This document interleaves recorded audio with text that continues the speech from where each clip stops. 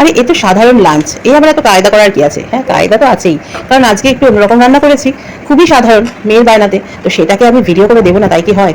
সকালবেলা আজকে মেয়ের বায়না হয়েছে পোলাও আর ডিম কারি খাবে। আমি বারণ করেছিলাম, কারণ এর মধ্যে ইলিশ মাছ, চিংড়ি মাছ, বেগুন, হেনা তেনা এসব উল্টোপাল্টা অনেক খাওয়া হয়েছে বেড়াতে গিয়ে। কিন্তু বেড়াতে গিয়ে চেয়েছি তো কি হয়েছে, বাড়িতে একটু মা ভালো ভালো রান্না করবে, জমিয়ে খাবো তবে না। কিন্তু মায়ের আজ্ঞাটাও শুনতে হবে, কারণ এরপরে ওকে ইচ্ছা না থাকলেও বাতাসার জল গুলে তো আমি খাওয়াবোই পেট ঠান্ডা করার জন্য।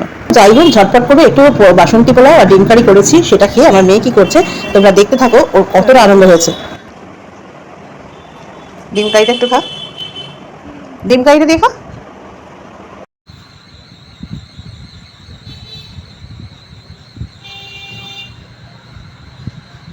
ছদিন ধরে লাস্ট এক সপ্তাহ ধরে ভিডিও থাকছে বাড়িতে। এই একাদশী শনিবার একটু বেড়াতে গিয়ে তো খেলি রে, ইলিশ মাছ, চিংড়ি মাছ, মাংস। না ওটাই, বেড়াতে গিয়ে তো সবাই ভালো ভালো খায়, বাড়িতে জমিয়ে একটা ব্যাপার আছে। মায়ের কাছে মায়ের রান্না খাবো বাড়িতে চাপ করে, এর একটা ব্যাপার আছে।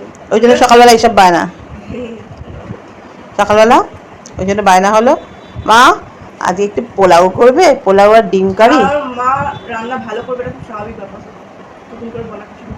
পোলাও আর ডিম কারি, চলো খেয়ে নাও, চলো ফাটাফাটি।